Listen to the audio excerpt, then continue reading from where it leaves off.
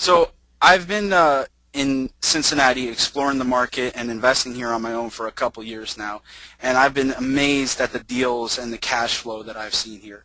Compared to New Jersey, the prices are really low. The rents are a lot higher relative to the house prices and repair and the taxes and repair costs are a lot lower than what you would pay in New Jersey. I wanted this with my friends in New Jersey because I think there may be some passive investment opportunities here for you. But I also didn't want to get on the phone and act like I'm the biggest expert on Cincinnati real estate. So I asked my friend and mentor, Vina Jones-Cox, to share some strategies she's used and seen other people use here in the market. Vina has done over 700 deals in Cincinnati since 1989, and she knows the market backwards and forwards. A lot of you already know her because she's a nationally known trainer and hosts a weekly public radio show called Real Life Real Estate. She's also been featured in a lot of national media, including USA Today, Money Magazine, Smart Money, and MSNBC.com. But the real reason why I wanted her to talk to you guys today is because she knows the pros and the cons of the Cincinnati real estate market, and she deals with out-of-town owners every week. So I want to welcome Vina and thank you for doing this. I really appreciate it.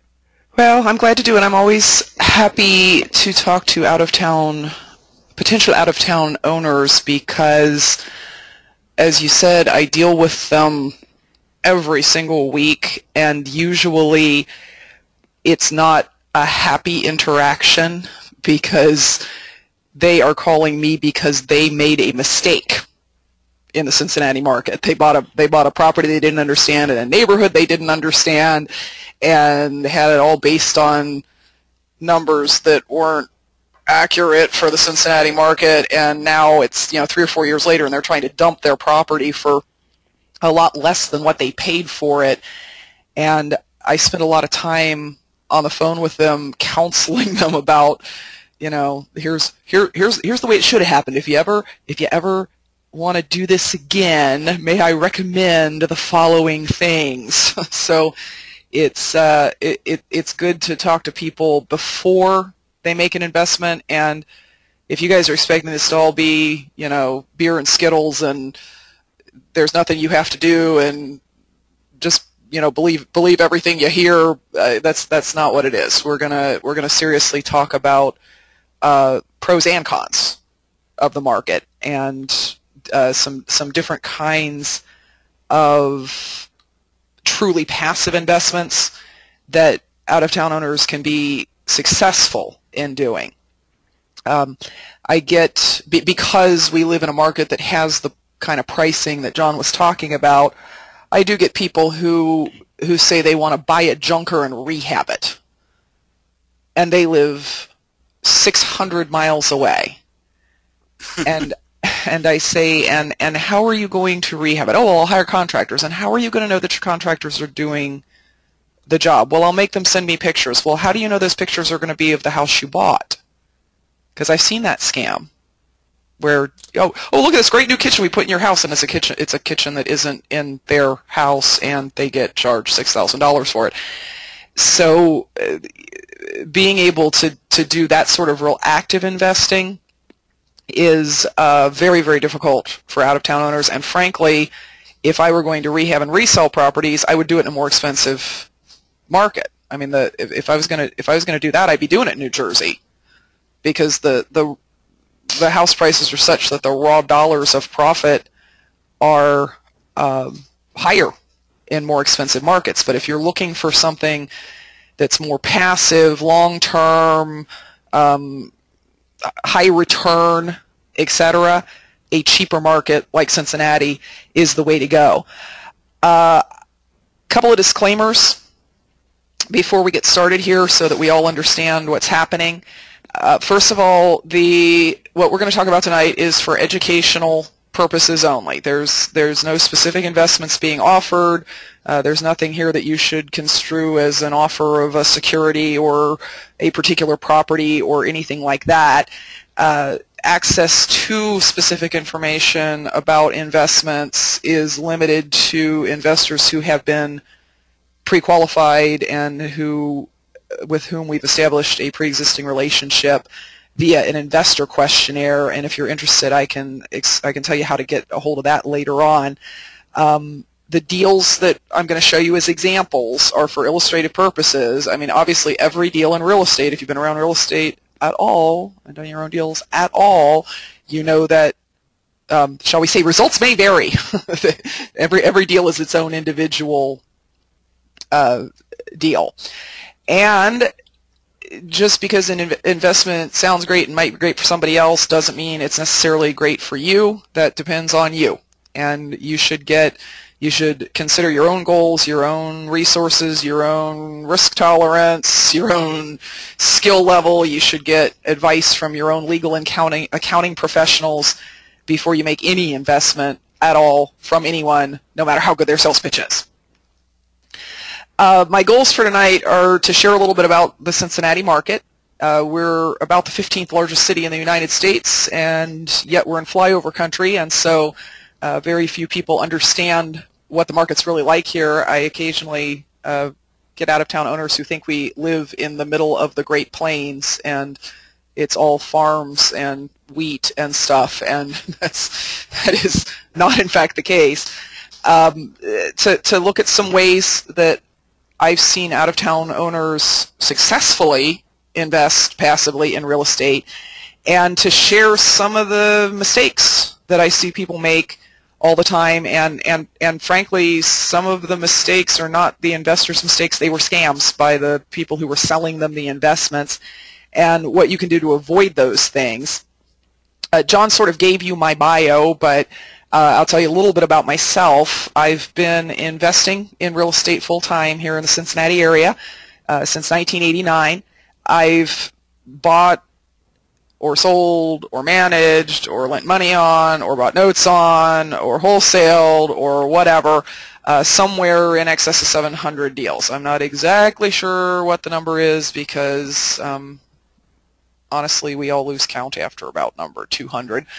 And but I can tell you that over 50 of those were done last year alone, and that this year alone, and it's only the, what, 27th, 20-something of January, 29th of January, my company has already put 4 properties under contract. So I know the market. I've been in the business a long time. I can almost tell you street by street what properties are worth in most of Cincinnati. As John said, I am a trainer, and I've trained over 10,000 investors all over the country. I'm a licensed real estate broker in the state of Ohio. I'm the past president of the Ohio Real Estate Investors Association, the National Real Estate Investors Association, and the Real Estate Investors Association of Greater Cincinnati.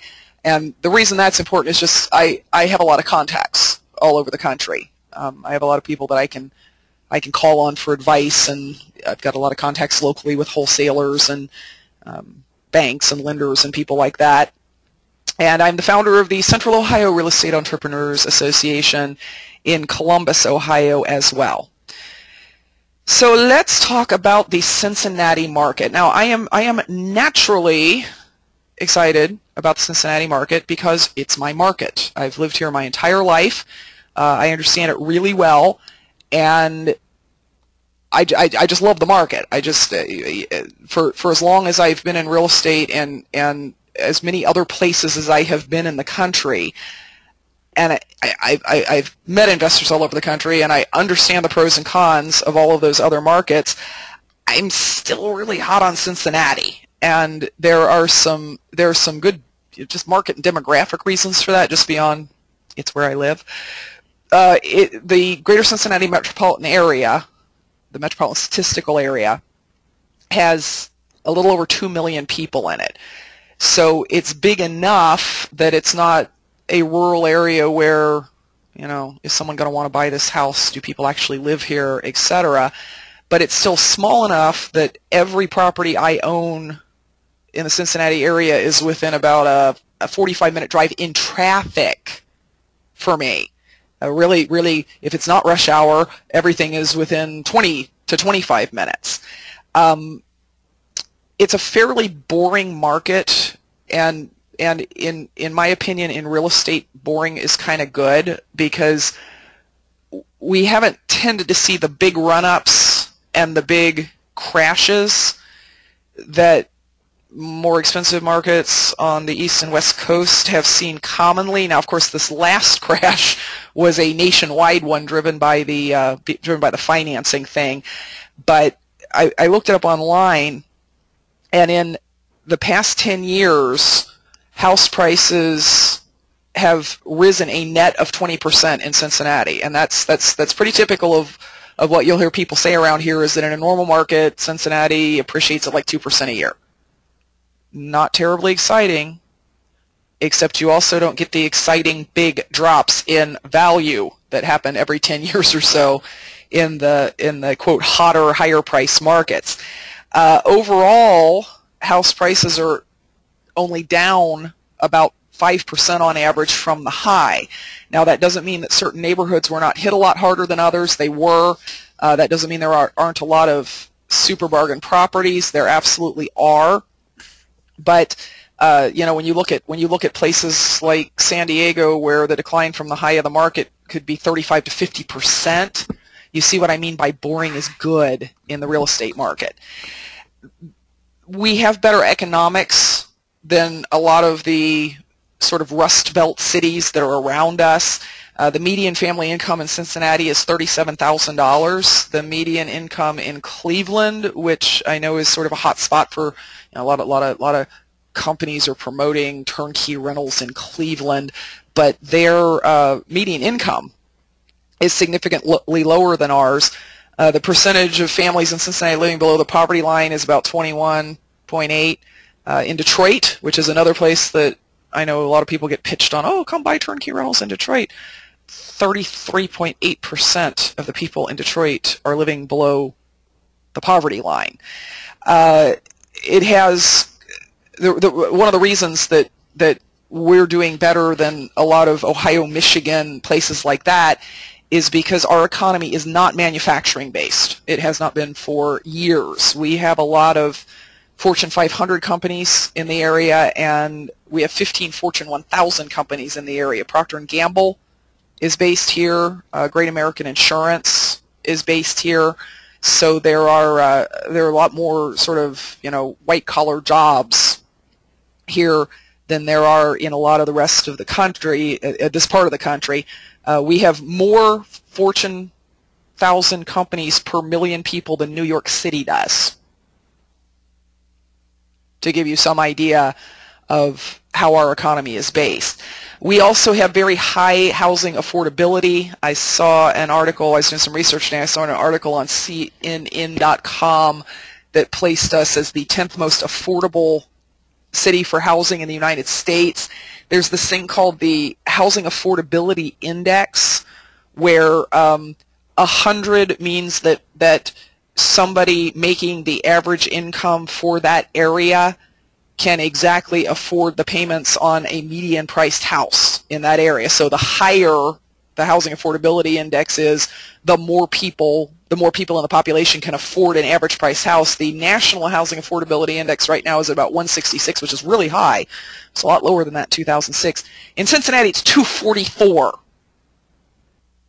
So yeah, we have super affordable housing here. House prices themselves are relatively low depending on where you look on the internet. They're somewhere between 110 and 127 as the median house price. But as John said, rents are relatively high. And I've done some looking in the North Jersey market, and I know that there a house that is a $250,000 house might only rent for $1,800 a month, and here a $100,000 house will rent for between $750 and $950 a month. So do the math. You can buy 2 houses here, 2.5 houses here, and get more than 2.5 times the rent that you can get in New Jersey. And as John mentioned, our taxes here are much, much lower.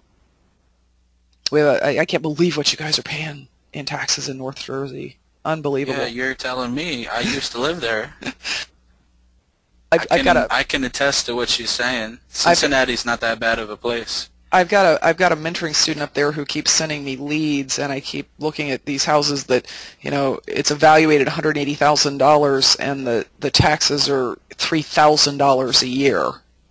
You know, and that's just so much higher than it would be here.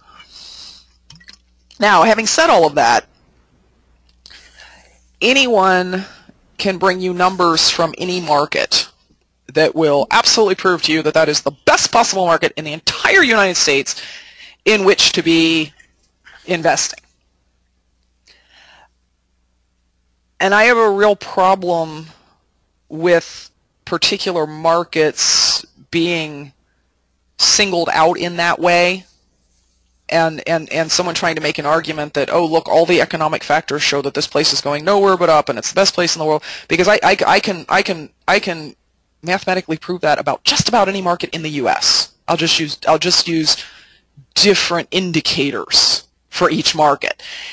The important thing, though, about any particular investment is not about the market. Okay, I take that back. I may not be able to make that argument about Detroit, but that's about the only place in the world I couldn't. Who cares about the market when you're investing in a particular deal of some sort? The things that are important are whether that deal meets your goals and whether the evaluation that you have done or that someone has done on that deal is a correct evaluation of the numbers. I cannot tell you how many students I have dealt with, particularly over the last 3 to 4 years, that have come to me and said, oh, I bought this turnkey rental deal in Memphis and I paid $71,000 for it and the return is 16%. And I say, okay, well, was the house worth 71? Well, they said it was. Well, did you get an appraisal? Well, no. Well, okay, so how was the math that the return came out at 16%? Well, the rent is $800 a month and the taxes and insurance are $200 a month, so I make $600 a month. No, you don't. If that's what you're basing the return on, you're basing it on entirely the wrong numbers, and I'll go through those numbers with you a little bit later. It's also very important that you have a local team, a local connection that can deal with any issues that you have, because real estate is not a mutual fund. Real estate is not a stock. Things happen with real estate. People move out. People don't pay their rent on time. Roofs leak. You know, although real estate is a commodity in the sense of people have to have it, it is not a commodity in the sense of you just put your money in and that's it, and money comes out every month without anybody doing anything. Now, when you're an out-of-town investor, that person can't be you. It has to be somebody on the ground who knows what they're doing and does it well, and yes, you're going to pay them for it, but you're also going to work those numbers into your investment up front. So you have to have the right management, and the management team has to have the right rehabbers and crew and all of that sort of thing.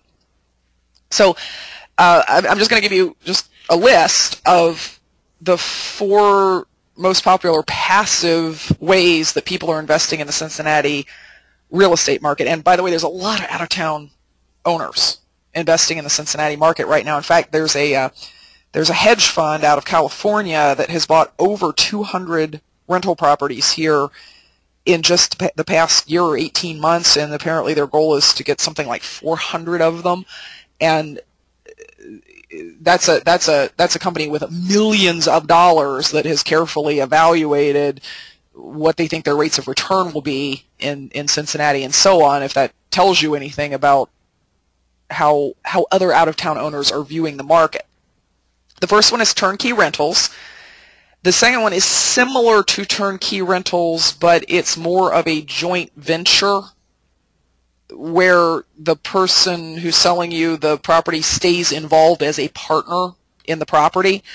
The third one, and this is getting increasingly popular, is don't own the property at all, own the financing on the property. And you've heard this called note investing or note and mortgage investing.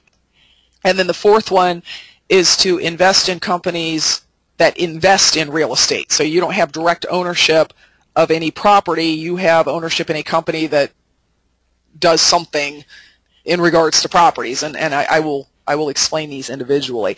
And by the way, if anybody has any questions, there is a question and answer panel on GoToWebinar, and you can type those in, and we will see them and answer them probably at the end of the presentation. So a turnkey rental, if you have not heard of this, this is where you buy a property that someone else has already renovated and rented out. So there's already a tenant living there, there's a lease in place, the property has been already stabilized. These are managed by a professional property manager. And again, of course, that is at a fee. Whenever someone says to you, "Oh, don't worry, I will include property management for free for the first year," you have to really consider what that might mean, because one of the main reasons that out-of-town owners are trying to sell their properties to me at less than what they paid for them is they are super unhappy with their property manager, and usually that property manager is the person who sold them the property and then said, "Oh, don't worry, 2 years with no management fees." And they say, "I don't understand, they won't, the property stays vacant forever, they apparently don't fix anything." And I said, "Well, of course they don't, they're not getting paid to do that. They got all their money, they got all the profit they were going to get from you when you bought the house. And any management they're doing from here on out is just costing them money, and it's much more profitable for them to go sell somebody else another house than it is to go fix your leak." The purpose of owning turnkey rentals is to generate cash flow, to get high cash-on-cash returns, particularly compared to other investments that are available to most of us right now, like mutual funds, cash accounts, things like that. In some kinds of turnkey rentals, and I'll explain the difference here in a moment, there's certainly the possibility of appreciation as the market recovers and as just a normal market takes over where there is appreciation in real estate. And if you can qualify for them, and this is something you'd have to talk to your tax professional about, there are also tax breaks to owning real estate, as you probably know.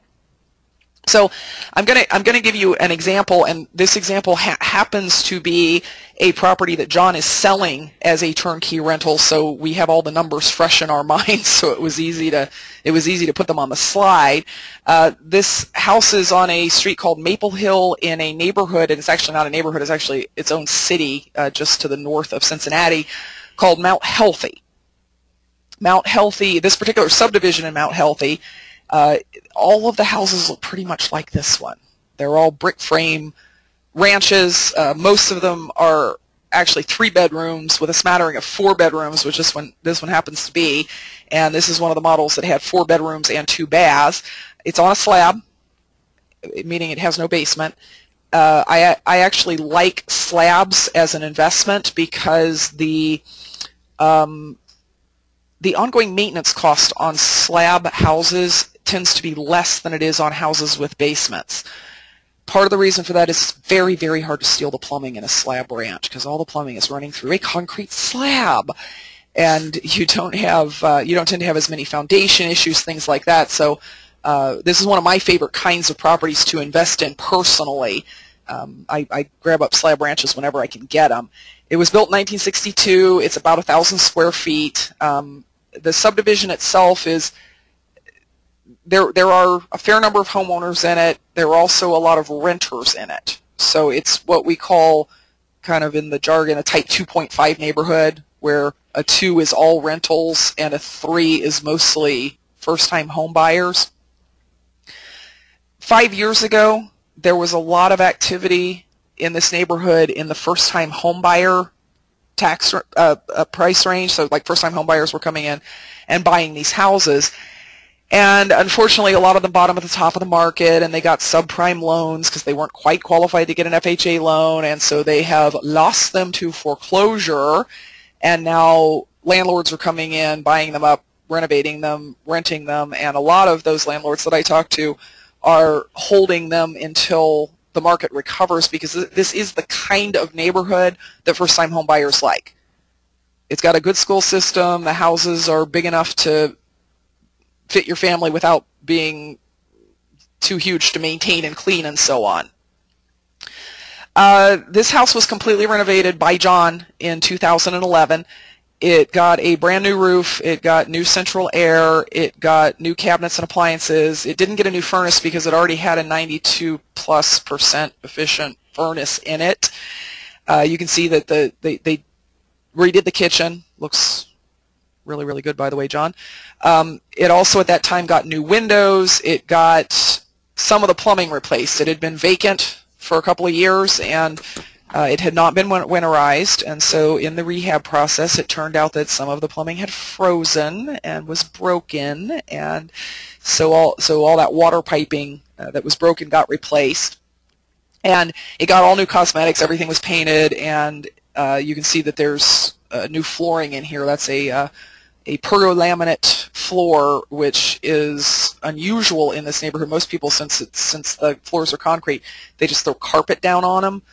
But John chose to do pergo both because you don't have to replace it every time a tenant moves the way you do with carpet, and also it gives that sort of upgraded look for the tenant. The tenants walk in and they go, "Oh, hardwood floors!" and they don't. Yeah, it looks like hardwood, so they don't know it's not hardwood. So the market rent on this house in this neighborhood is $795. You can go to Craigslist, Cincinnati, put in Mount Healthy, put in 4-bedroom, and you'll see properties. You'll see a range, but you'll see that they kind of center around a $795 rent, and that is what John rented it for when he first bought it, which was in 2011. Since then, his tenant signed a lease renewal at an $810 a month rent, so she's now paying So she's now paying $810 a month. But if it went vacant and John had to re-rent it, it'd probably go back down to $795. Your insurance on a property like this, if you're getting the right insurance, and I'll explain more about that later, is going to be about $57 a month. The taxes are $137. The reserves, let me explain what reserves are. Even when you have a fully stabilized house, because I mean, so the roof is now what, 1.5 years old. It's got at least another 18 years in it, right? Because it's 20-year roof. Nonetheless, you need to be putting money aside every year for that year 20 when you have to replace the roof. Also, tenants move out, and when they move out, you have to paint, and you occasionally have to replace a cabinet door or something. You have to clean it, right? They sometimes leave stuff in there, and you got to junk it out. If they move out, you're going to have at least a month's worth of vacancy. So these reserves are not something that every month $159 goes out. These are reserves. These reserves are every month $159 goes into your bank account, so that when the property goes vacant, which it inevitably will, when there are things that need to be repaired, replaced, maintained, whatever, which they inevitably will, you have the money to do that. You're not out there trying to put it on your credit card or something. And that, by the way, is an expense that most turnkey rental sellers will leave out. They will just say, oh, look, taxes are this, insurance is this, therefore your cash flow is this. And if they are leaving out that reserve factor, they are not being 100% honest about the real costs of owning a rental property. Now, since if you were to buy this property, you would have to have it managed, you have to take into account a management fee. A typical management fee for a single-family home is 10% of the gross rents. So it's easy. You just multiply the market rent by 0.1, and that gives you the management fee, which means that the cash flow on this property is about $362.50 a month. annual cash flow, I just multiply that by 12, is $4,350. John is selling it for $58,500. That means that if you paid cash for the property, your average cash-on-cash return would be 7.44%, which may or may not get your blood going, depending on what else you might be investing in. And if you've seen these turnkey sellers that say, oh, look, 20% return on this property, you're going, oh my gosh, 7.44, that's ridiculous. The difference between what they're telling you and what I just told you is I actually included all the expenses in it.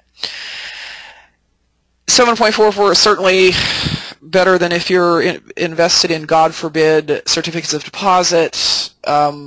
It's performing much better than most mutual funds are performing, and so on. And the cash-on-cash return does not include things like future appreciation, future rent increases, etc. There's a better way to do this deal, in my opinion, and this is what I see a lot of passive out-of-town investors doing. If you have 25% to put down and a credit score of 760 or more, and you have less than 5 mortgages in your name, and that includes the one on your house. So the one on your house would be 1. You could have 3 more than that. And you have a job. And the job gives you enough income to actually, make the payments on this house. Then did you know that as an investor, you can get a 30-year fixed rate loan, and today's rate, I checked this today, is 3.625%. It's incredible. Fixed rate. Yeah, it is absolutely incredible. And I keep telling people that there's a special place in hell for people who are Fannie Mae qualified right now and are not getting as many Fannie Mae loans as they can afford on as many properties as they can manage, because that rate is unreal. And they're also going to be the same people that years down the line, they're going to be, I remember growing up, oh, I wish I would have invested in real estate back then, back when it was, because we're past the bottom still. I totally agree. If you're not taking advantage of your credit score and leveraging that to bring you month, that's the definition of insanity, I think. Yeah, and now of course, if you get a loan, now you have a mortgage payment, and that does decrease your monthly cash flow. All of your other expenses stay the same. You've still got your insurance, you still got your taxes, your reserves, your management, and now in addition to that, you have a mortgage payment of $200. It's actually $200.09, but I didn't want to get too complex here with this math, which means your cash flow is only $162 a month. Now that is not going to change your life one way or another. That's what, a nice dinner out once a month. However, your annual cash flow, and that number is that I just put up on the screen is incorrect, but the rest of the numbers are correct. Your annual cash flow is $162.50 times 12, which is not $43.50. I copied this slide from the other one in case you can't tell. But now your cash investment is only $16,560. Same $58,500 purchase price, but your cash investment is only $16,560, and by the way, that includes the down payment, the normal buyer costs, the points on the loan, all of that sort of thing. And if you all are wondering who to get this loan from, I'll give you my email address later, and I can recommend you to a local mortgage broker who will do this loan for you if you meet those qualifications. So although your cash flow went down, your cash-on-cash return went up to 11.72%. So you tell me where else you can get 11.72% plus appreciation, plus potential tax breaks, and so on. But when you leverage the house, there is another thing that you have to take into account. Now, $162 a month is what you're putting in your pocket. But there is also wealth building here that you are not seeing it because you're not putting it in your pocket. it's in the form of loan pay down, right? So every month this tenant is paying $795 a month in rent. And every month you are sending $200.09 of that to the bank, and that payment does not go up because it's a fixed rate. Every month you owe less and less and less on the loan. Now, if you've ever looked at a loan amortization, you know at the beginning of a loan you're mostly paying interest and it's a little bit of principal payoff, and then at year 30 your payments are mostly principal and very little interest. So the best way to look at this is sort of look at a 5-year average. Look at the first 5-year average.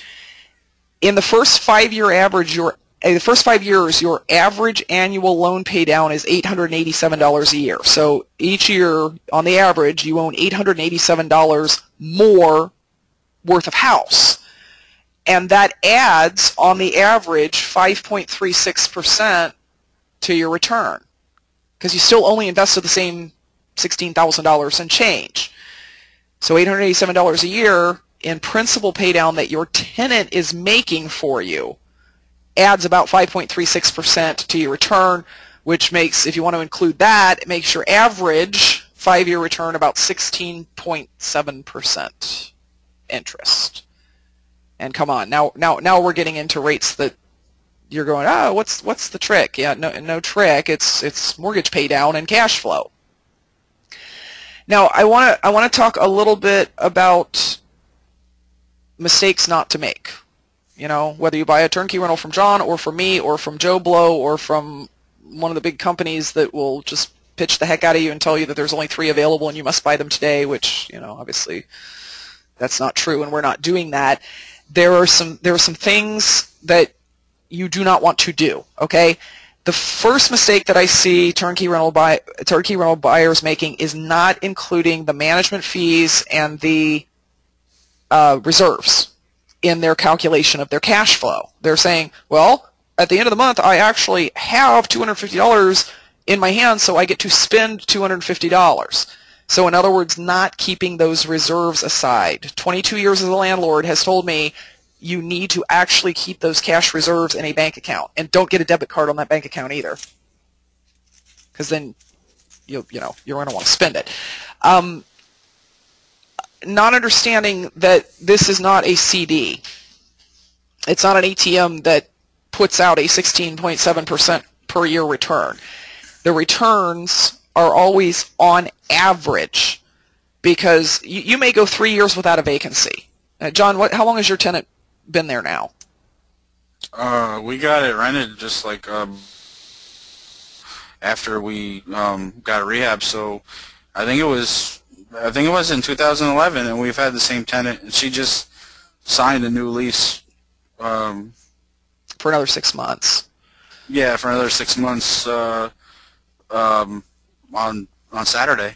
So at minimum, she will end up being there for 18 months, and that's assuming she doesn't sign another new lease at the end of 6 months. So, you know, sometimes a tenant will stay 18 months, 2 years, 3 years. I've got a tenant who's been in one of my houses for 15 years. That is unusual, but sometimes the tenant moves out at the end of the year.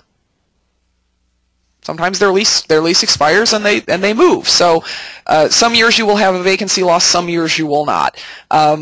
Some years you will have some sort of major repair or maintenance issues. Some years you will go an entire year without having any real maintenance issues. So these returns are average. They are not year in and year out. This is exactly what I'm going to get.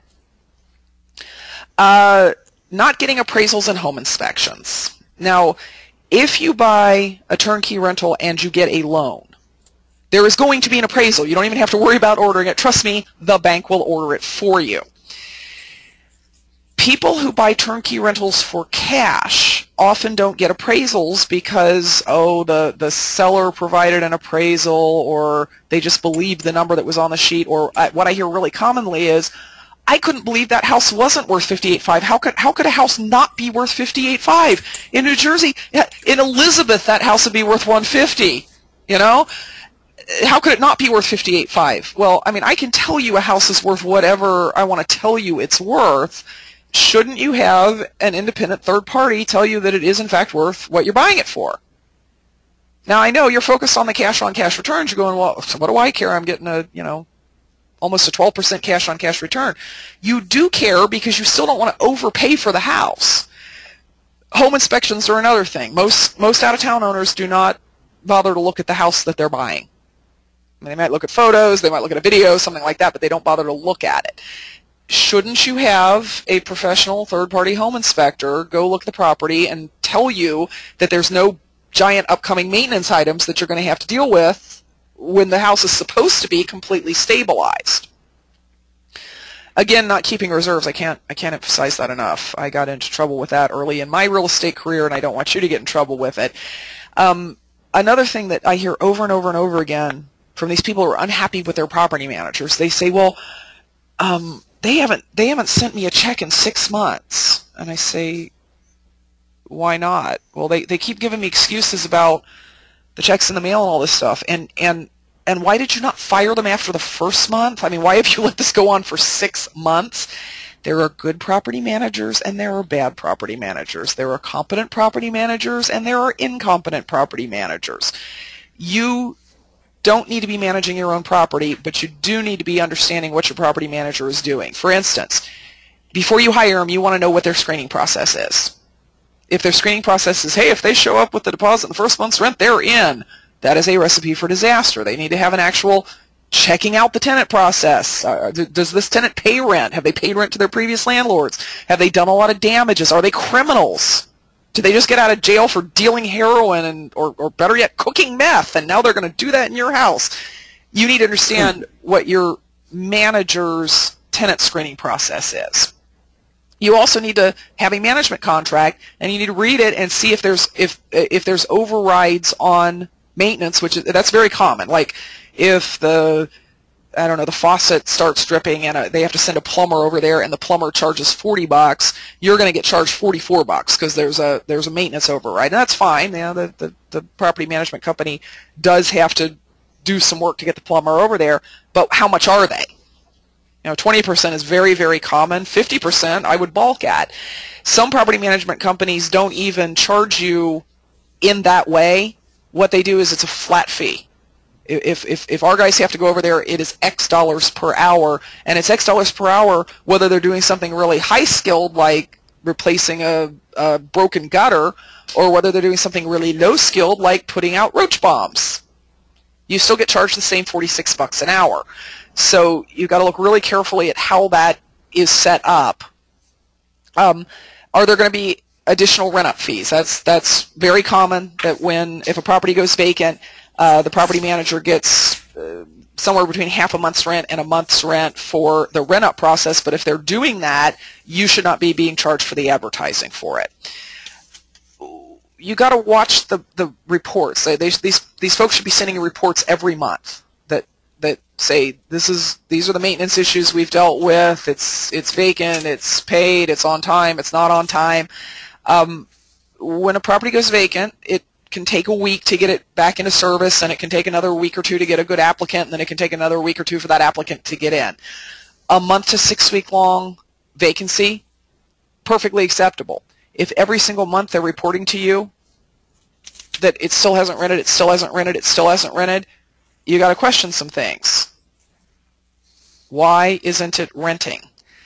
I unfortunately dealt with a guy from Virginia who had a property manager who was managing a 5-family for him, and every month the report came in and said 3 of the 5 units were rented.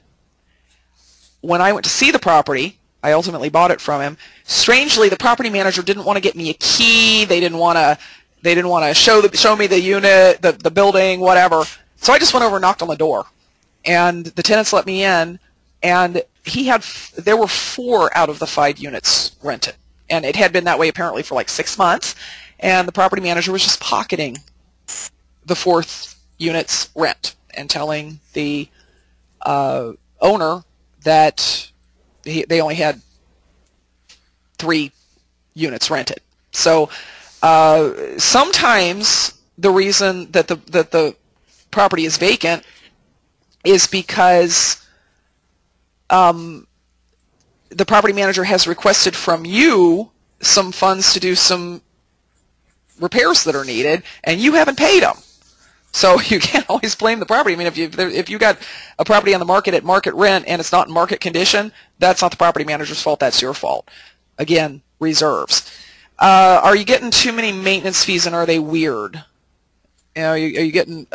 You've gone out and fixed the water heater 3 times in 6 weeks, and charged me $400 for it, and we could have just gotten a new water heater for $600. That's not a good use of your money, and if you see a lot of that sort of thing and you're getting nickeled and dimed to death on little repair costs, you might want to consider getting a new property manager. The thing is, don't let this go on month after month after month. Choose your property manager carefully.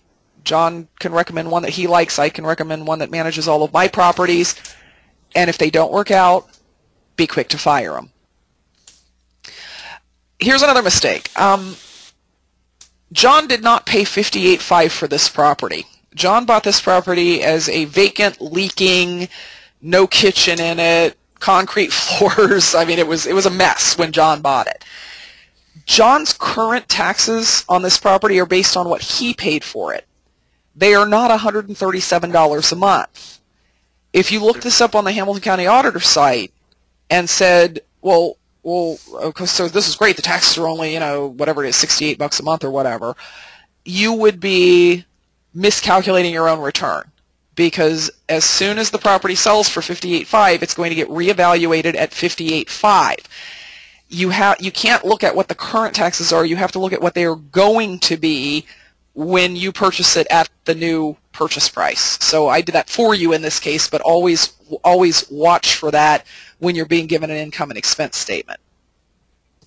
I see so many out-of-town owners that are badly overpaying for their insurance. They're getting it. They're just calling whoever insures their houses or their house, their personal home, and they're saying, "Oh, give me a policy," and they're paying $120 a month for insurance that they should be paying $50 a month for, $57 a month for. I've saved a lot of out-of-town owners $20 to $50 a month, which is all money that goes into your pocket on their insurance just by referring them to a company that does insurance for real estate investors commonly. So make sure that you're not overpaying for your insurance. Always just double check the rents, make sure they make sense. I've seen turnkey rental sellers that in order to show a really high return, they throw the first person into the property who will sign a lease at a high rent, whether or not those people can actually pay the rent, because then they can say, look, we've got a lease at $900 a month. So your cash-on-cash return is 20%. And in reality, if you just went to Craigslist and entered the neighborhood, you'd see that market rent for that house is only $795 a month.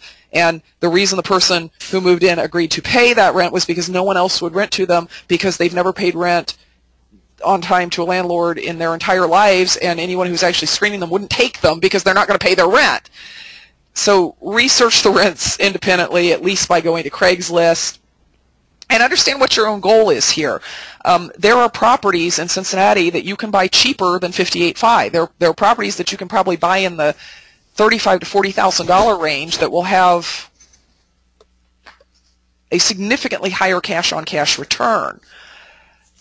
However, you need to understand that those properties are in neighborhoods that you would hesitate to go into at night, and they're in neighborhoods where the maintenance costs are going to be much higher because people don't take great care of their rentals. Tenants don't take great care of their rentals.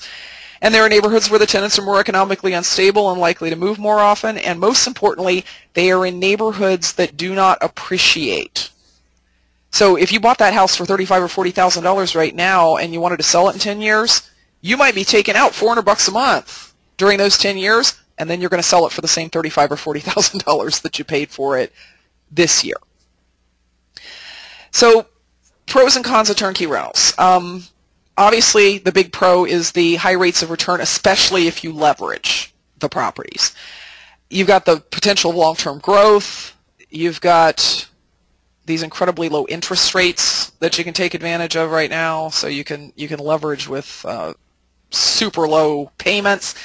And if your income doesn't exceed the cutoff point at which you start losing your passive losses, there's some possible tax advantages too. Those are really just gravy. I mean, they're nice to have. They're they don't affect your cash-on-cash return, really. Downsides, if you're looking for an investment that you can be in and out of in a year, this ain't it. Rental properties are long-term investments.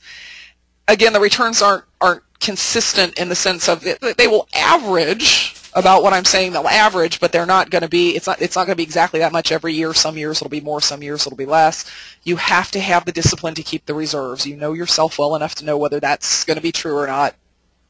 And although these are passive investments, there is the issue of managing the manager, watching what they are doing.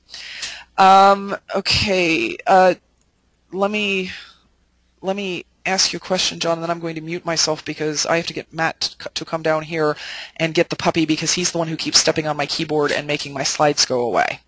So, Maple Hill, have you? I know you're looking to sell that. Have you even put it on the market yet? I mean, do you have a buyer lined up? No, because I haven't really been too quick to market because it's really a gravy property. I mean, the cash flow that we receive every month on it, especially because the taxes are so low, I just haven't really been in a hurry to sell it, and it's been something that I could hold on to it for longer term because I mean. I think that's a great neighborhood. Like, it's you could even prove that it's worth more than what I would sell it for, and so no, I mean I haven't really made too much effort to sell it. Okay. I'm being unsuccessful in rousing Matt, but okay. So we have a question up here from John, who says, can these loans be made to an LLC, or is there a requirement that they be made to an individual? The answer is that no, John, Fannie Mae does not buy loans that are made to limited liability companies. They only buy loans that are made to individuals. And so the normal way that people handle that, because you've undoubtedly heard every asset protection person on the planet talk about how you shouldn't own rentals in your own name, is they buy it in their own name, and then they make a payment or two, and then they quit claim deed it to their LLC. So basically they're selling the property to their LLC subject to the loan they just got. So that's the answer that most people come up with. If you're familiar with the due on sale clause in all conventional mortgages, you're aware that even transferring it to your own LLC officially trips the due on sale clause and could theoretically mean that the bank, if they cared and noticed, could call the loan due. I personally haven't seen them do that, particularly not when somebody is transferring it to their own LLC. So I hope that answers your question, John. And we will move on to the next passive strategy here. This is sort of similar to turnkey rentals. It's done on the same kinds of properties and in the same kinds of areas, and it has a lot of the same benefits. But unlike in a turnkey rental where you are buying the property, in a joint venture, you become a partner with the person who owns and manages the property. And again, typically these properties are rentals and they've already been rehabbed and they're already leased. So your partner's job, the person I call your ground partner, is the person who finds deals, oversees the renovation, manages the tenants, collects the rents, oversees the maintenance, does all of those things. You typically, as the ground partner, don't even, or as the non-ground partner, don't even know when there's a tenant problem because you are not taking those phone calls. Because you co-own the property, usually through an LLC, you and the ground partner split everything. So you split the income, you split any appreciation, any equity, any tax breaks as you can take them. Now, these deals, I've done a lot of these in the last year or two on properties I already owned and was already managing, and frankly, the reason I did it was to take out adjustable rate mortgages. These are properties that I've, in some cases, owned for years, and when I financed them back in 05, 06, the only thing I could get was an adjustable rate mortgage, and mortgage rates now are so much lower, and the availability of a fixed rate loan is very attractive, and I'm willing to split the income and the other benefits of the property in order to get that lower fixed rate mortgage and to not have to worry about what's going to happen with those adjustable rate mortgages when the rates go up. So this property is a 5-room, 3-bedroom house. It is in an up-and-coming area. Now, I don't go out and look for properties that are in up-and-coming areas because you know how up-and-coming areas are. Sometimes people get super excited about them and they go in and they overpay for a bunch of properties, and then the up-and-coming thing never actually happens. It sort of sputters out and the neighborhood does not change. This particular area, and I've owned this house since I think 94 or 96, this particular area we're really seeing now an increase in value, but none of this deal was based on that increase in value. It was based on what is it worth right now. After repair value of this property is about $65,000. I've had a tenant in there for 3 years, so I've had many tenants in there, but this one's very stable. He pays $625 a month, and the property was fully renovated when I bought it, and I've kept it maintained ever since then. So nothing major needed in this house. Obviously, I found it, I rehabbed it, I rented it, and then I went out and I found a partner who was Fannie Mae qualified. He does not live in town. He lives in Indianapolis, and he didn't want an active investment. I mean, he theoretically could have gone and bought his own property, right? But what he wanted was something where someone else was taking care of everything, and he just wanted to use his Fannie Mae qualification to get a good return. So what I did was I sold this property to him. We signed a purchase agreement. He went to the mortgage broker that I recommended. He borrowed money on it, and this was the details of the loan. Now here you're looking at the key difference between a joint venture deal and a turnkey rental deal. Joint venture deals are usually sold at some percentage of their actual value. What I owed on this house was only $42,250. I wasn't trying to take cash out. My goal was not to sell it and take a capital gain. My goal was to continue to control the property and to partially own the property and take advantage of the cash flow and so on. So I did not sell it to him for the appraised value of $65,000. I sold it to him for $42,250, which is about 65% of what it's worth as it stands right now. His down payment and closing costs were $13,120. His rate was 4.375. This was about a year ago, and rates have actually gone down since then, which makes the principal and interest payment $158.21 a month. So when you get down to what are the new numbers, rent $625. Tenant didn't even know anything had happened except that an appraiser came over. We now have a principal and interest payment of $158. The new real estate taxes are $78, $72 a month. The insurance is only $25. Now you ask, why is the insurance only $25? Because Vina owns a bunch of properties, and Vina gets a commercial pricing on the insurance. So as my partner, as a partnership, the partnership also gets that commercial pricing. Maintenance and vacancy, I did not mean to advance that slide. $125 a month, we keep that aside in the account for exactly what it says, maintenance vacancy. The management fee, I do have a property manager manage my properties, is $62.50 a month. So the net income is $175.57. The cash-on-cash return on his upfront investment is 16.05%. However, you have to remember that this is a partnership. We are splitting everything. He only gets half of that cash flow. He only gets half of that return, so he's getting about an 8% return. He also gets half the mortgage pay down. He gets half the appreciation. He gets half the tax benefits. And you might be saying, well, why would he do that instead of buying that turnkey rental at 11.72%? Well, a big chunk of the answer is this guy is not that interested in current income. He has a very good job. He makes a lot of money. You know, half of $175 a month makes no difference to him whatsoever. What does make a difference to him is that he also bought half the equity in the property. It's worth $65,000. I only sold it to the partnership for $42,000.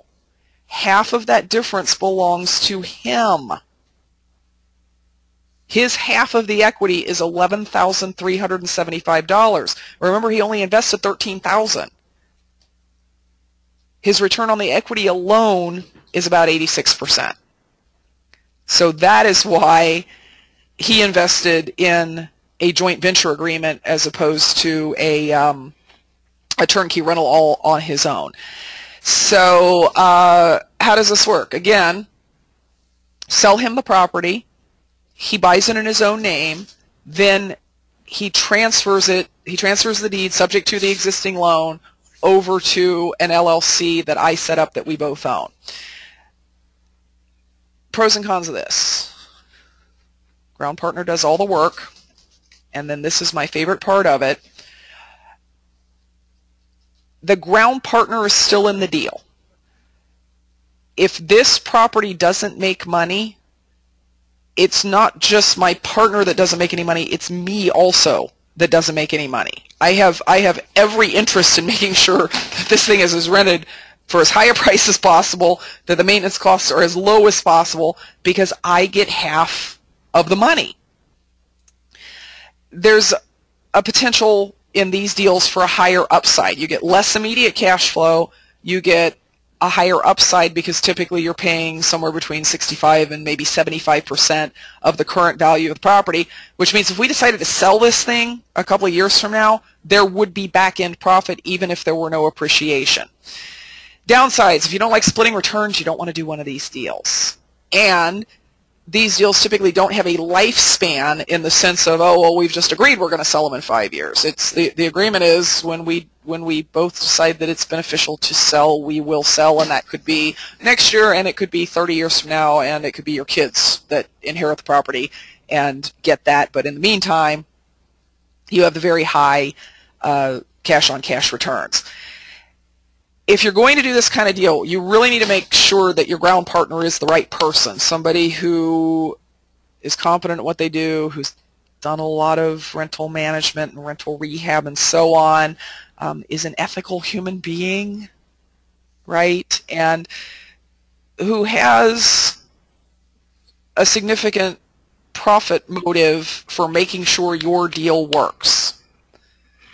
If they're taking all the money out of the deal up front and then saying, sure, I'll manage it, we got the same problem that we've got in some turnkey rental situations. You want to make sure the property is one that you don't mind owning for years, even though you will never see it and never hear from the tenants and so on.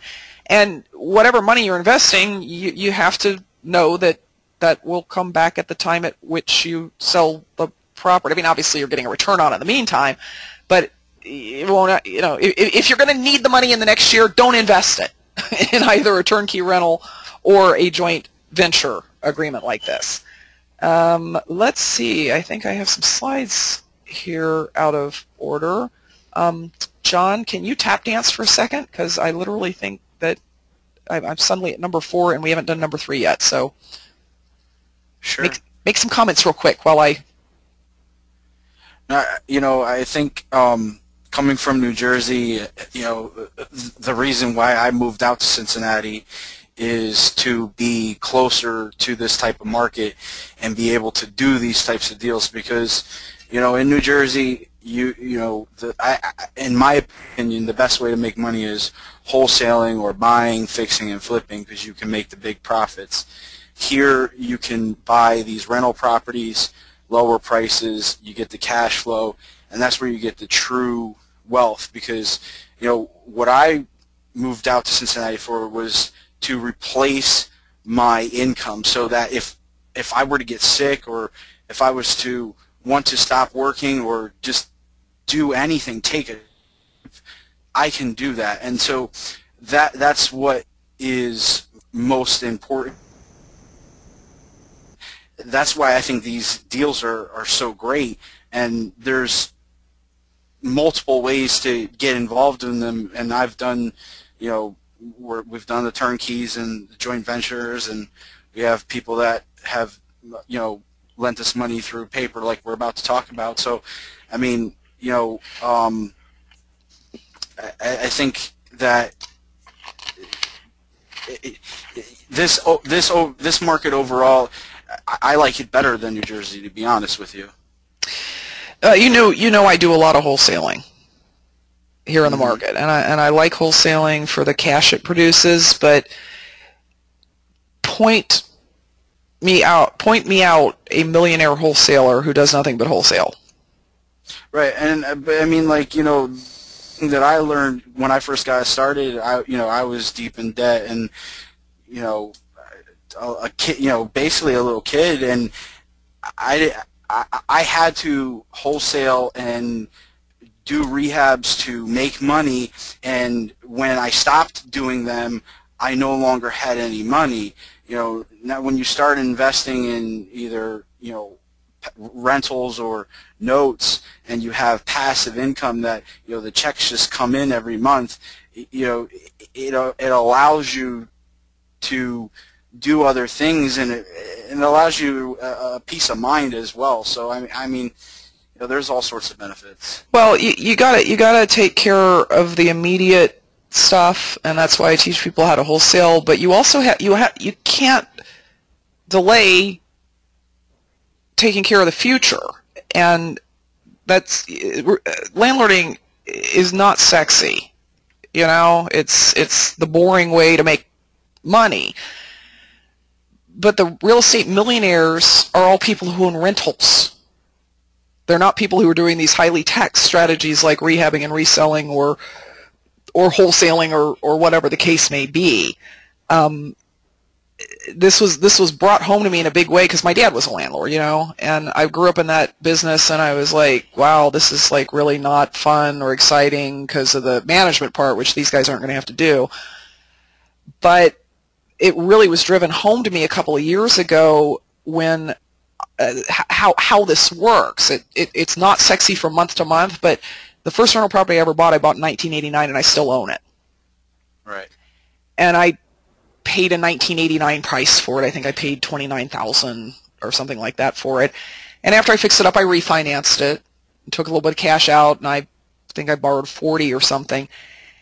And I was looking at my loan balances when I was doing my taxes a couple of years ago, and I realized that I had paid that thing down to like $10,000 or $11,000. And I had all this equity built up, untaxed. I mean, equity is not taxable until you sell the property, right? So I had all this additional wealth that had just sort of happened because I was making the payments every month, which is to say the tenants were making the payments for me every month. And I thought, so that's what those old landlords were talking about when they said, buy properties and pay them off, and then you'll be rich, because you are. You don't need that many paid off rental properties to have a very decent income, and also to have a lot of wealth that you can turn into cash if you need it. You can always sell or refinance the properties, but Yeah. in the meantime, it's sitting there growing tax free. I mean, I think that like I said, either owning the rental properties or investing in the notes and having that passive income, and especially with the rentals, because income, but you have the pay down and appreciation, which basically acts as a savings account. You could go and sell that down the line if you need a huge chunk of cash or whatever. So there's just so many different benefits. I'm just glad that I learned my lesson early on, that to be truly wealthy and free, that I had to invest in a way that wasn't just a job. And it doesn't mean that I don't wholesale anymore. It doesn't mean that we're not fixing up houses anymore. Out to buy a house that's 3 minutes away from my house, and we're going to, do a $20,000 rehab on it. And, so we're still doing work, but, you have to build this passive income, so in case something happens, or in case you want to go and do something else. I mean, I myself had back surgery in 2006, and I know how it is to be laid up for over a year. And, you know, if I had passive income, then I wouldn't have some of the issues that I had to deal with when I first started investing. So, you know, it's just the earlier you can get into investing this way, the better, I think. Mm-hmm, mm-hmm. Okay, so let's move on to strategy number 3 here. It is becoming an extremely hot strategy, not just for individuals, but also for like Wall Street companies, to, instead of investing in direct ownership of real estate, investing in the financing on real estate. And I'm getting calls all the time now from companies from out of state that are saying, hey, we buy performing paper. Do you have any you would like to sell us? And what they're saying with that is, have you sold any houses with financing where we can buy the financing, where we can buy the income stream on the financing? Now, that typically takes one of two forms. Either you're buying a mortgage and a note, or in Ohio, often what you're buying is what's called a contract for deed, which is a lot like a mortgage and a note in that the person who lives in the house and is the borrower has an equitable interest in the house, but they don't have the deed to the house until they pay it off. And the reason we do those in Ohio as opposed to mortgages and notes is because the forfeiture process, if they don't pay, is much faster. And when they don't have the deed, they can't go do something stupid like get a second mortgage on the property. So if they stop performing, they can just quit claim it back to you, and now you own the property without having to go through a whole foreclosure if they're cooperative in that, which they usually are. Now, when you're buying one of these performing mortgages or land contracts, the deal's already set up. There's already a borrower in the property. There's already a contract in place. The payment has already been determined. The purchase price has already been determined. You don't get to renegotiate that. You are just buying what is already there, and the thing that you are buying is the right to collect the payments that the borrower is making. So, excuse me, in this case, the payments that the borrower is making you are not going to go up over time. They're already fixed. So you're effectively buying a fixed rate of return, and of course, as the lender, you didn't make the original loan, but you bought it, just like when you went and got your loan from Bank of America and then 6 months later they sold it to Chase. You kept making the same payments to Chase. Chase has the right to foreclose on you if you don't make the payments, right, even though they didn't make the original loan. As the buyer of one of these notes or mortgages, you also have the right to foreclose or institute a forfeiture if the borrower stops paying, in which case you get the property. The returns on these, they're in the 12 to 16% range. That depends on a bunch of things. It depends on how long the note has been performing. You're going to get a higher return if you're buying it the first month that the borrower made the payment versus if you're buying it a year up the road when there's a good payment history. It depends on the value of the underlying property. You're going to pay less for a note in a more rental type neighborhood than you are for a note in a neighborhood like Maple Hills in. It depends on how much down payment the borrower put down, because usually if they put down a higher down payment, it's considered a more secure loan, one that they're less likely to walk away from. It's going to depend on whether or not the loan is guaranteed, by which I mean a lot of times when we sell notes, we'll tell the buyer, if this guy stops paying, the first thing we'll do is we'll go and try and get him to pay. And the second thing is, if he still won't pay, we will take back the note and replace it with one of approximately equal return and value and so on, and then we will go deal with the forfeiture or the foreclosure, and obviously you get a lower rate of return if someone's willing to do that. So this is a property, boy, this looks a lot like the one on Boyd Street, but it's not the one on Boyd Street. It's another 6-room, 3-bedroom brick frame. It's in a rental area, but it's on one of the nicer streets in that rental area. It's worth $65,000 fixed up if you could find a retail buyer to buy it fixed up. At the time at which we sold it on the land contract, it was not in move-in condition. The plumbing had been stolen, the chimney flashing was leaking, furnace worked, but it was kind of old, and eventually the buyer was going to want to replace that, and then it needed paint and carpet and all of those sorts of things. I'm doing a lot of these deals right now because there's a very high demand for them amongst the buyers. This particular guy is he was looking for a house to live in. He does contracting work himself, and his father also does contracting work. He loved this house and he loved this neighborhood because apparently his mother lives like a block away, and he was looking for a house in this neighborhood, but he was not qualified based on not his income. We always check people's income and make sure they can afford the house, so based on his credit to just go out and get an FHA loan on a house. So we sold this house to him on a land contract. The total sale price was $37,500. He put $2,500 down. So that's a big chunk of $37,500. That's a pretty serious commitment from a buyer. He pays 8% interest, and I know that's a lot higher than market, but if he could run out and get an FHA loan, he would. And because he couldn't, we can charge him the maximum rate allowable by Ohio law, which is 8%. His total monthly payment is $486 a month, and here's the great part to him. At $486 a month, he completely pays the house off in 10 years. So I think you can understand why this deal was attractive to him. 4 months later, so he moved in, I want to say in December of 2011. 4 months later, a passive investor who was looking for a note to buy bought the note. The balance was approximately $35,000 because, remember, it was $37,500 sale price, but he put $2,500 down. We sold the note for $22,250. So for $22,250, this passive investor got the right to collect payments on a $35,000 loan. That's called buying the loan at a discount. Because he did not pay the face value of the note, because he paid less than the face value, even though the buyer is still only paying 8% interest, what this guy is collecting is 16% interest. It's 16% interest on his investment. Now, the buyer, the guy who's living in the house, nothing changed for him. He still makes the same payment. He still has the same amortization. The only thing that changed was where he sends his check.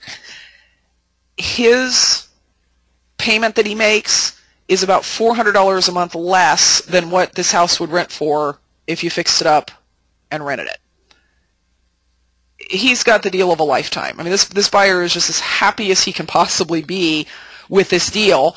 The qualification process was real easy. We checked his criminal history, we checked his employment, we checked his rental history, we checked his income. We didn't even bother to pull a credit report. Why? Because we knew what we were going to find.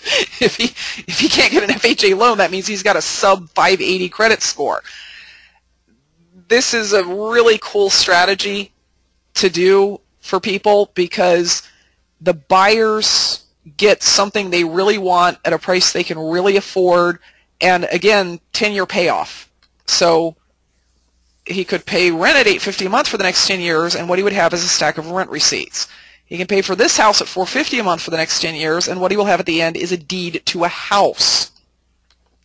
The note investor got the 16% return for 10 years. Now that's assuming that this guy doesn't go and pay off the loan early.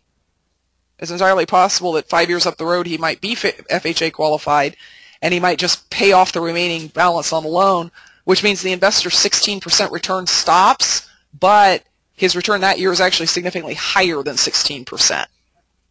And worst case scenario, buyer doesn't pay, the investor can either take the property, which would at that point, since the buyer is fixing it up, be worth significantly more than his investment, or he could take advantage of that guarantee that we gave him. So pros and cons of investing in paper. High rates of return. These rates of return are pretty predictable. You know when you buy the note what your rate of return is going to be. If everything goes right and the person pays you, you know what your rate of return is going to be. These kinds of notes often require a lower cash investment than a turnkey rental might, or even a financed deal might, because we've got notes that we can sell partials on, meaning you don't collect the money for the whole 10 years, you only collect it for the first 2 or 3 years or whatever. They can be as little as $5,000 or $10,000. So if you're somebody who's sitting on a small self-directed IRA and you don't know what to do with it, this is a good kind of investment for that.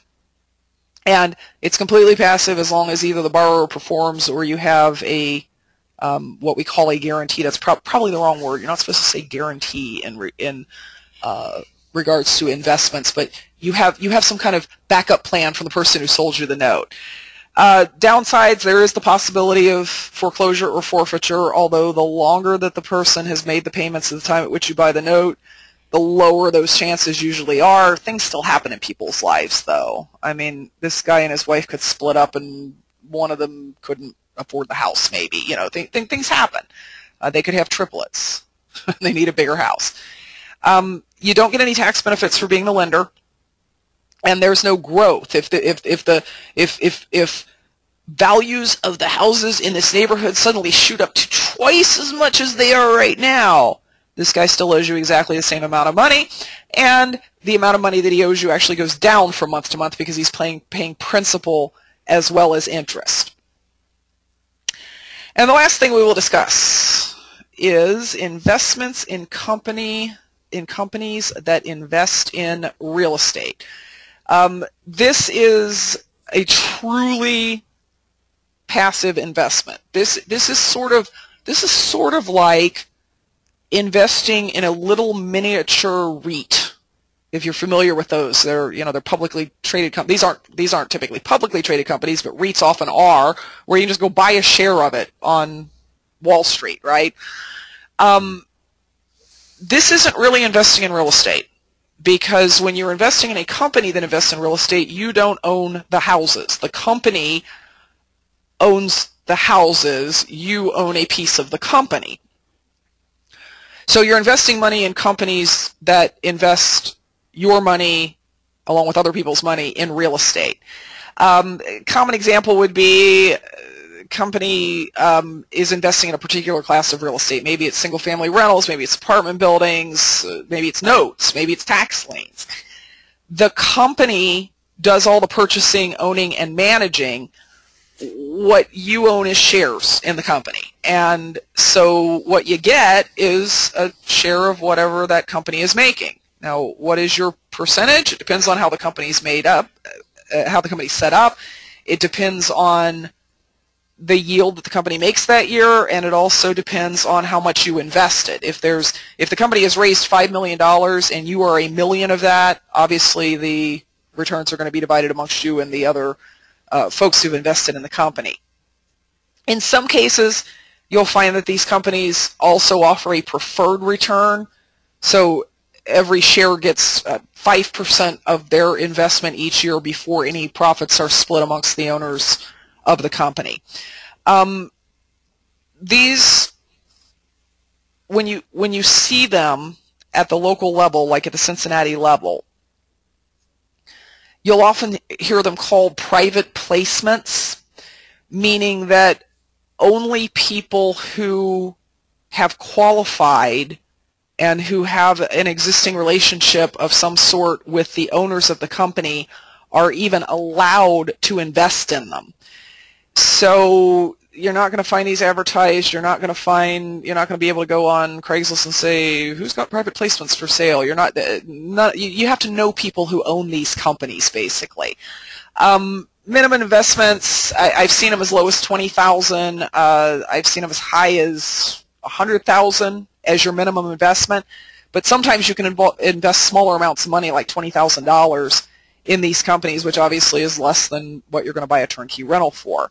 A lot of them have relatively high rates of return. 9.5 to 11.5 is not uncommon at all. The downsides are you do have to know somebody and you do have to qualify for the investment. Qualify means either you, depending on the kind of placement they have, either you are an accredited investor, which means you have $1 million in net assets, not including your private home, or you have $200,000 a year in income for the prior 2 years and the expectation that that will continue. There's no benefits of ownership in the sense that you don't get to take tax breaks. Now, obviously, if the company's assets appreciate, that is going to, part of that is going to come back to you as the yield. This is not an investment for control freaks. When you're invested in a company that invests in real estate, you often don't even know what particular properties your money is in until the end of the year statement comes out. And it says, hey, here's our assets under management, here are the addresses of that asset under management. Most private placements are a minimum 5-year investment. Actually, I shouldn't say a minimum. A lot of them are around a 5-year investment. I've seen them as much as 10 years. So this is, again, something you don't want to put money into that you are going to need next year. If you do a private mortgage fund or a private placement investment of some sort, make sure you understand what it is the fund is invested in. I talked to an Ohio investor, actually, who was invested, strangely enough, in a New Jersey private placement. And I was talking to him about, like, so what does this company do? And he said, I'm not really sure. It's something about commercial properties. And I said, really, you don't know what they invest in? Well, no. I mean, they said they were going to give me a 9% return, so I just sent them a check. What? You don't understand. How do you know they're not investing in toxic waste dumps? You need to understand what the company is investing in. You need to understand that the fund owners understand what the fund is investing in. I'm seeing these private placements pop up, typically out of state, like California, Texas, places like that, where the experience of the fund manager is not in real estate, it's in stocks. And they're raising all this money with this business plan of, we're going to go out and buy all these rentals, or we're going to go out and buy all these notes, or whatever it might be, and they've never bought a rental in their life. They've never bought a note in their life. I mean, personally, if it was my money, I would want to know that the fund managers actually had some experience in what they were talking about. No one should be asking you for money for one of these funds until they have qualified you and until they have shown you that they have an SEC exemption, or if not an exemption, if it's not a private placement, then they need a public offering. You should be seeing SEC documents. They are boring, they are long, they are full of disclosures. A company that doesn't have one is probably not operating within the boundaries of the law. And if they're not pre-screening you, if they're not giving you an investor questionnaire and making sure that you fit either the accredited or sophisticated, I forgot to say that, you don't have to be accredited to invest in a lot of these. You can be what's called sophisticated, which means you don't meet the financial requirements, but you do know enough about investing to appropriately analyze the investment. You want to make sure that you've been given disclosures. If you get a phone call out of the blue, you get a cold call out of the blue, oh, we've got this great company in Las Vegas, which is the hottest market on the planet, and we're buying all of these bulk properties at pennies on the dollar, and everything's bright and rosy, and we're going to get you a 11% return month in and month out, and you never see a set of disclosures of risk. They are operating outside of what the SEC says they need to be doing. There should always be risk disclosures with these things. You have to understand those risks. You have to understand what the business model of the fund is. Last thing I want to talk about real briefly, and then we'll answer questions, is investing in your IRA. I'm still running across a surprising number of real estate investors who don't know that they can take their IRAs and use them to invest in things like this. That they can buy turnkey rentals, they can buy notes, they can invest in private placements. And that's surprising to me because there's a lot of education available about that. There's a lot of self-directed IRA companies that would love for you to roll over your account from Fidelity or wherever it is and put it with their company and then do these investments. The neat thing is, if you're going to get these high returns, wouldn't it be nice to not pay taxes on the high returns? Because if you're investing in your traditional or Roth IRA, those taxes are either deferred until you start taking money out, or in the case of a Roth IRA, there aren't any taxes on your profits. So IRA investing is something that you should really think about, and if you want to know more about that, I'm about to give you some contact information so that we can talk more about that offline.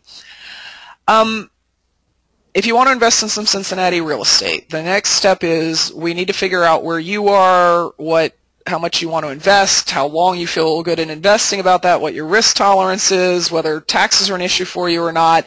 In other words, we got to figure out what investments might be appropriate for you. If you're expecting some big sales pitch at the end, oh, go buy John's property, and people are, oh, buy a note from me. That's not going to happen, because we want to make sure that any investment that you're getting into is the right investment for you, and that you are the right partner to invest with myself or John. So what I want you to do is I want you to email me, vina@therealestategoddess.com. When you do that, I will send you a qualification questionnaire. I'm going to ask you some pretty personal questions about how much money do you have to invest, and are you Fannie Mae qualified, and what do you feel good about doing, and how long can you afford to invest it, and so on. And of course, that information will be confidential. I'll see it, John will see it. We're not going to put it on the internet. We're not going to sell your name to anybody, so you don't need to worry about that. One of us or somebody from one of our companies will follow up with you, probably by phone, over the course of the next week or so, and we'll just talk and see what looks like it might be right for you. And if you have any questions, you can give me a call. My number is 513-324-0173, and I will leave that up on the screen. And we will see if we have any questions, which I, again, have lost the panel for. There it is. And now I completely closed it down. Okay, here we go. If you haven't figured out where the GoToWebinar panel is, it is on the right side of your screen. If you are not seeing a panel where you can enter questions, what you are seeing is a white arrow in an orange box that is pointing to the left side of your screen. If you will click that arrow, it'll open up the question panel, and you can ask any questions you have. Leon says, can we please know your email address? Okay, you got it, being@therealestategoddess.com. Local mortgage agency. The person that I am going to recommend you to is a guy named Sean Huss. It's SHAWNHUSS. He works for a small local bank here. He has gotten loans for buyers for me over and over again. He is really fast. He can get a deal closed in like 3 weeks. He's the one who quoted me that 3.625% rate I was telling you about. His closing costs are very reasonable, and you can actually go to his website at seanhuss.com and get pre-approved for a loan at, I believe, no charge. He's his local insurance agency. Actually, the insurance agency that I'm going to recommend to you is not local. They are a national company run by a guy who used to live here in Cincinnati and moved to Kansas City, and can probably insure your properties in New Jersey too if you want him to. His name is Tim Norris. His website is nreinsurance.com. He can insure properties in New Jersey because he insured all my properties in New Jersey. Okay, yeah, and the reason I recommend him, his rates are good. Also, that guy understands real estate investing and how to insure real estate deals, investment deals, better than anybody I've ever met in my life.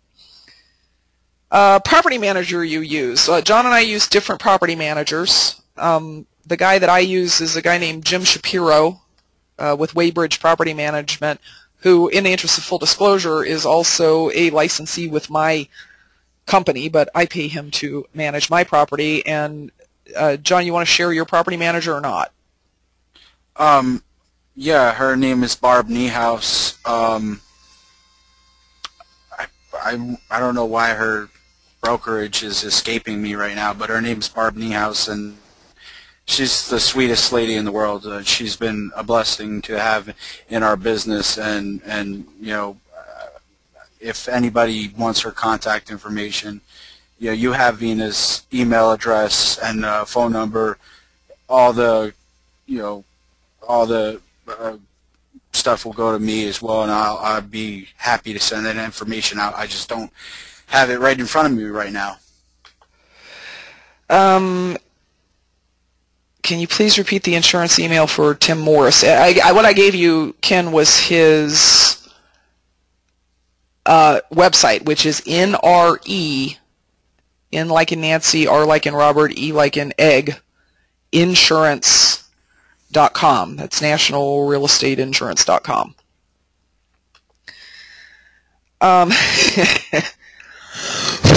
Sorry.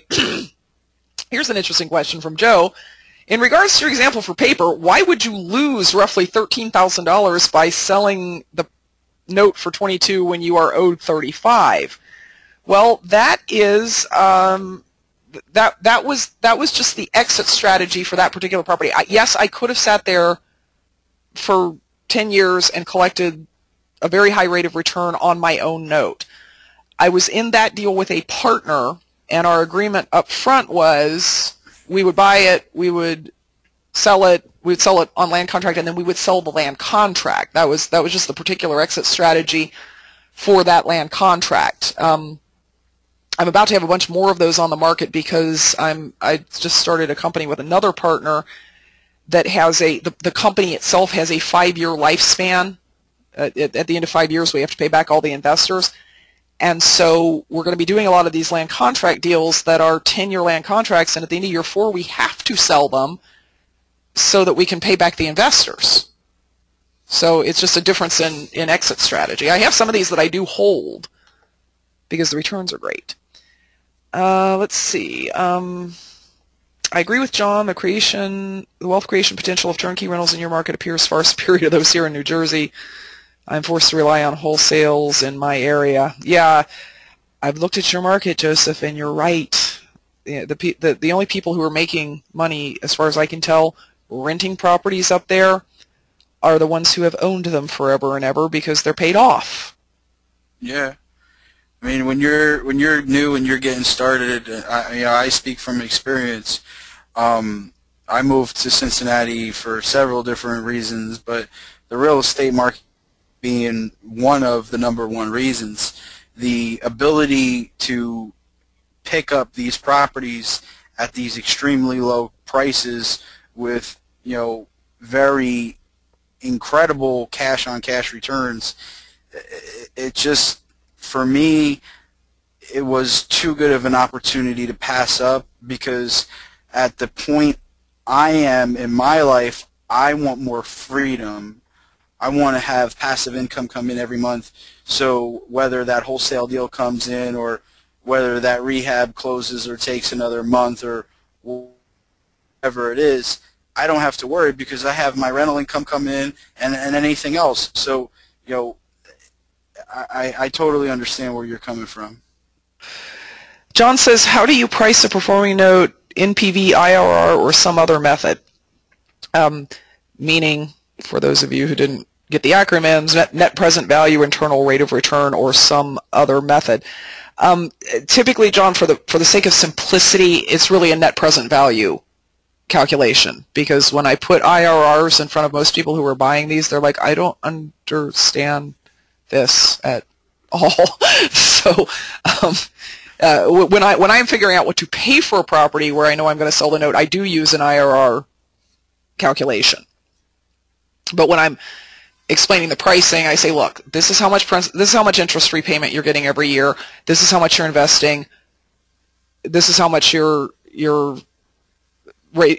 It's a 16% rate of return. That's how we came up with the price. Okay, and then if they want to put it through an IRR calculation, they do that, and it still generally comes out really well. Let's see. If I want to buy a note or land contract in my IRA, but I don't have enough money yet in my account to close a typical deal like these and have any reserves left, what are good options to still grow my IRA in this way?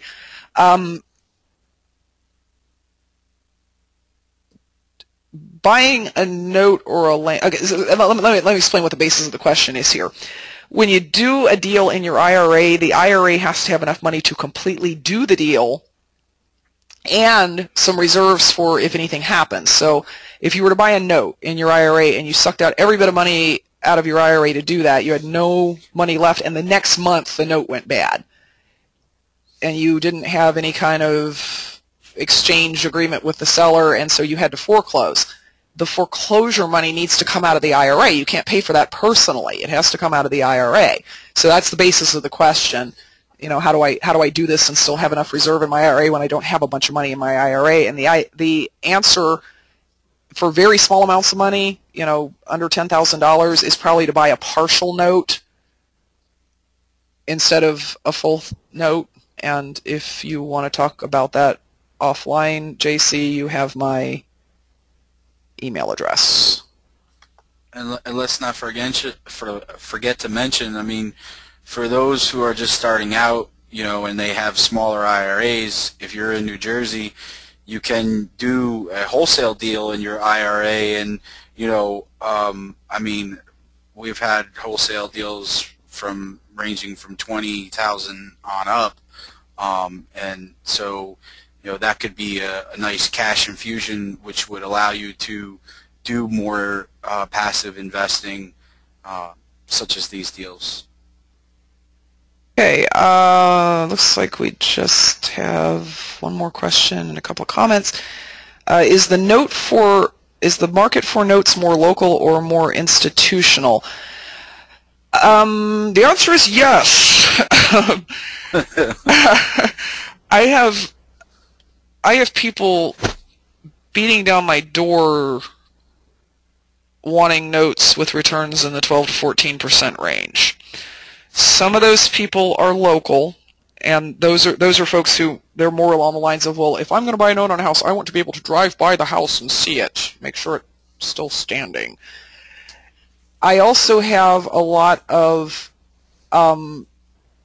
companies. I wouldn't call them institutions. I mean, this isn't like J.P. Morgan Chase buying notes. They're companies set up to buy notes. There's one out of Buffalo that keeps calling me and saying, we want them with a 12% return, but we won't buy less than 5 all at the same time.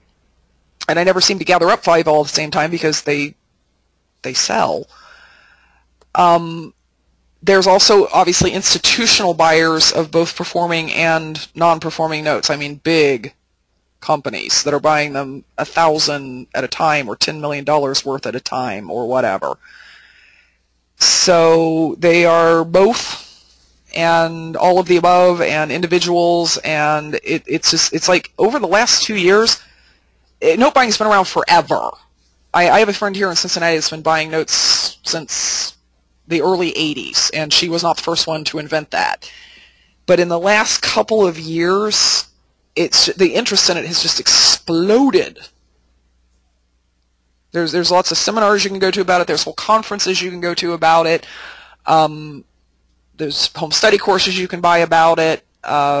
It's the amount of interest it's unbelievable anymore. I was at a note conference last November that had 450 people at it,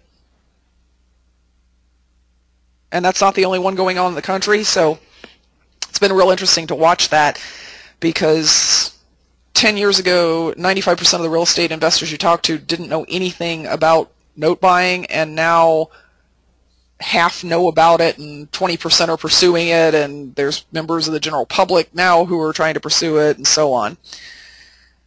Let's see. Somebody also answered that question for me. So they said exactly the same thing. So unless anybody else has any questions, because I don't see any more up here, again, my email address, vina@therealestategoddess.com. I will bounce you back a qualification questionnaire. You fill that out. You can print it, fax it to me, fill it out online, whatever you want to do. And we'll be in touch over the course of the next week or so to talk to you more about it.